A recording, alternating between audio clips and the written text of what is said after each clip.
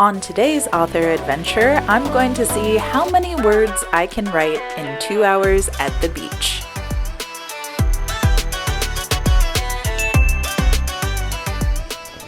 Well, good morning and welcome to my channel. For those who don't know me, I'm A.K. Mulford. I am a best-selling author and queer neurodivergent chaos gremlin living in Australia, and I'm also a homeschooling parent, which I think a lot of people don't know. It means that while I'm working full-time, I'm also fitting a lot of things in the fringes of time. I don't always get to write in an ideal situation at my desk. A lot of times I'm writing wherever and whenever I can to make the words happen. Today that means I'm going to be in town for 2 hours while my kiddo is at activities, and I've set a little challenge for myself. I'm going to see how many words I can write before I have to pick her up again, so I'm going to be bopping around town and to the beach in different locations and trying to see how many words I can get in. This is what real author life looks like, so I'm excited to bring you along for the journey and see how much writing I can get done. I actually really love writing outside, so it should be a fun day. I think it will probably take me a while to get into the momentum because I'm not caffeinated enough yet, so we shall see, but it's time to head off, so let's get going. My game plan is to do 4 20-minute writing sprints and ideally get 400 words written in each sprint for a total of 1,600 words. I'm going to split it up in 4 locations to keep things interesting, so I guess the real question is how much can I write in an hour and 20 minutes? Leave your guesses in the comments and wish me luck! Okay, I just dropped my kiddo off at her activities. I've got 2 hours. We're going to see how much writing we can get done. Let's go.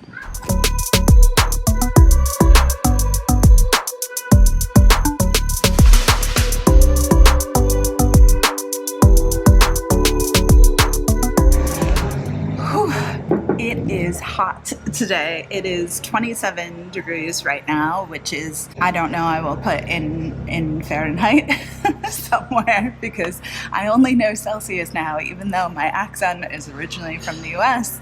I have lived in the southern hemisphere in New Zealand and Australia most of my adult life. And then before that, I was living in Guatemala, and before that, South Africa, and before that, the UK, and they all use Celsius, so I'm very confused now. We've got 2 hours, so I better get writing. Today I am writing with my FreeWrite Traveler. This is super handy because it's very lightweight, lighter weight than my laptop, and it has an e-ink screen, kind of like a Kindle, so it's super easy to read it, and it kind of forces me to fast draft and not focus on my editing brain. If you want like a whole review of the FreeWrite Traveler, let me know and I will make one for you. All right, let's get writing. Here's a quirky writing tip. I usually wear a hat when I'm writing out and about, and it's not just for the scorching Australian sun. It helps me stay focused as a person who gets easily distracted and has sensory overwhelm. Limiting my field of vision while writing in public has been a game changer. Also, does anyone else watch Game Changer? I'm a huge Dropout TV fan. Okay, enough ADHD tangents. Back to writing.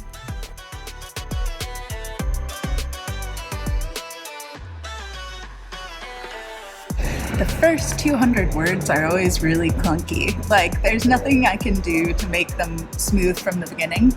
So I always just kind of muddle my way through the first 200 words. I'll write like a scene description or something where I know I'm gonna end up kind of chucking it or putting it to the side. It's just something to help me get the words out so I can get into flow. But it is very hot here, so I'm thinking I might need to caffeinate at a cafe to start. I abandoned the first location after only 200 words because the plexiglass roof was making the place a greenhouse. No wonder nobody else was there. Not off to a great start, but there's still time to catch up at location 2.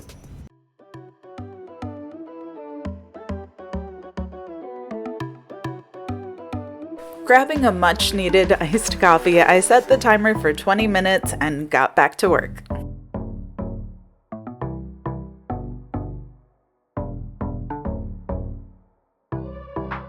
I managed to hit my 400 words goal this session, but that means I'm still 200 words behind where I wanted to be total. It's time to pick up the pace, and I'm hoping the fresh air will do that at location 3.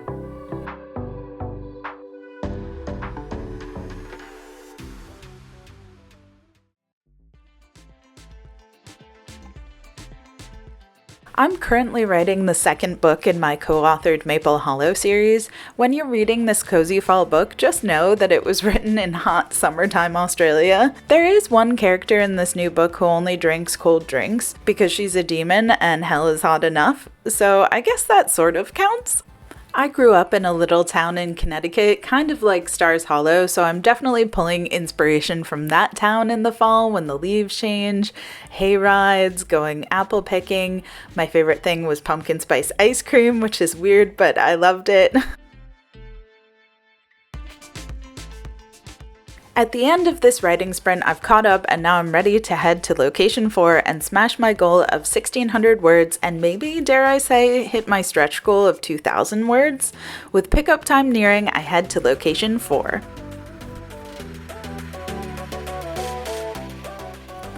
Honestly, I don't think I would have written any faster sitting in one spot for 2 hours.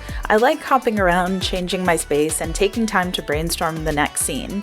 Some of my best writing time is staring at a wall or staring at the ocean, as it were. When I get stalled out, I know it's time to move. If you're someone who feels like they're ready to close their laptop at the end of every scene, try switching up your location, it might help.